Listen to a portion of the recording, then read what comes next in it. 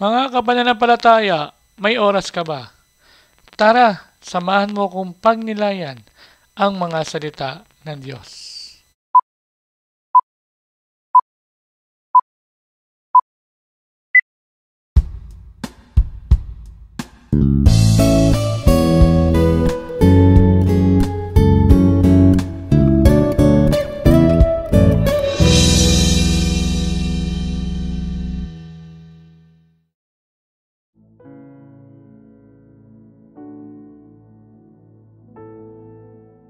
Ang mabuting balita ng Panginoon ayon kay San Juan. Noong panahon iyon, marami sa mga alagad ni Jesus ang nagsabi, "Pabigat ang pananalita ito. Sino ang makatatanggap nito?" Alam ni Jesus na nagbubulong-bulungan ang kanyang mga alagad tungkol dito, kaya't sinabi niya, "Dahil ba rito itatalikuran ninyo ako? Gaano pa kaya kung makita ninyong umaakyat ang anak ng tao sa dati niyang kinaroroonan? Ang Espiritu ang nagbibigay buhay, hindi ito magagawa ng laman. Ang mga salitang sinabi ko sa inyo ay Espiritu at buhay. Ngunit may ilan sa inyong hindi nananalig sa akin, sapagkat talastas ni Jesus buhat pa noong una kung sino-sino ang hindi nananalig sa Kanya at kung sino ang magkakanulo sa Kanya. Idinugtong pa niya, "Iyan ang dahilan kaya ko sinabi sa inyo na walang makalalapit sa akin malibang loobin ito ng Ama." Mula nooy, marami sa Kanyang mga alagad ang tumalikod at hindi na sumama sa Kanya.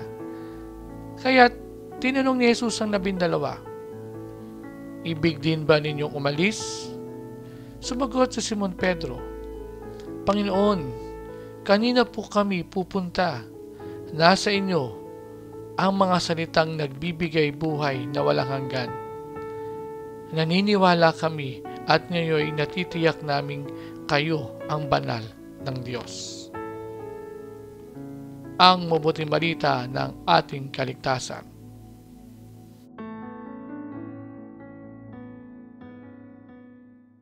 Iiwan din ba ninyo si Jesus?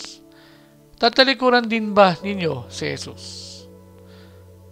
Mga kapananampalataya, tayo ay nasa 21 linggo sa karaniwang panahon.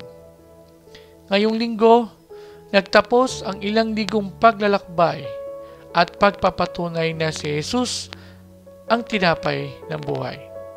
Subalit, hindi lahat ay niniwala, hindi lahat ay tumanggap. Marahil kasi ayaw nilang tanggapin ng isang tao ay magbibigay ng kanyang katawan at dugo. Para sa kanila, ito ay tila isang kahibangan ni Jesus. Dahil ito na rin ay marahil dahil na rin sa kakulangan ng kanilang pangunawa sa mga misteryong sinasabi ni Jesus.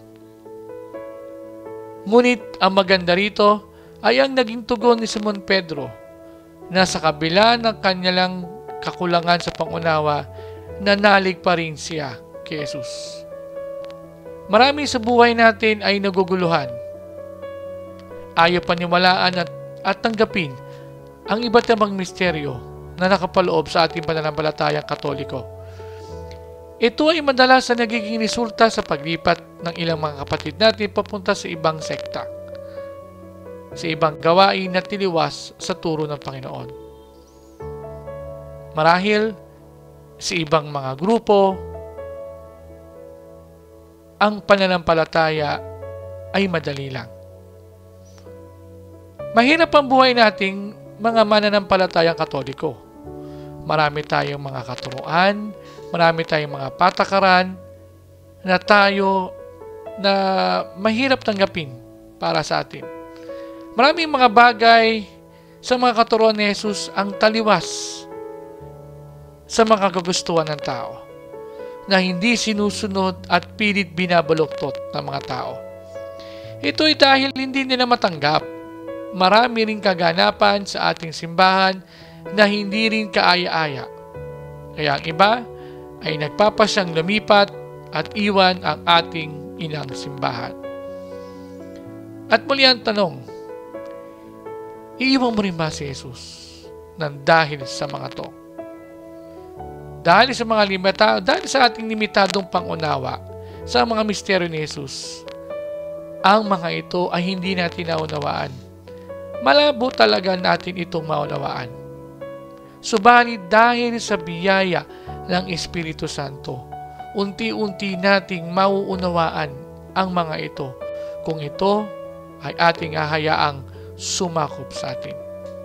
Isuko natin ating sarili, ang ating mga gustuhan, ang ating kaisipan, ang ating karunungan sa karunungan ng Diyos. Dito ay unti-unti nating mauunawaan ang iba't ibang mga bagay na hindi maarok ng ating isipan. Harinawa, isuko natin ang lahat sa Panginoon at hayaan natin ang banal na Espiritu ang gumalaw at gumabay sa atin upang lubusan nating maunawaan ang mga bagay na hindi natin maunawaan sa misteryo ng Diyos. Samahan ninyo ako sa isang panalangin. Panginoon, tulungan mo kaming isuko ang lahat sa iyo. Sa pagsuko namin, biyayaan mo kami ng karunungan na maunawaan ang mga bagay na naisin mo sa aming mga buhay. Hinihiling namin ito sa pangalan mo at sa pangalan ng Ama kasama ng Espiritu Santo magpasawalang hanggan. Amen.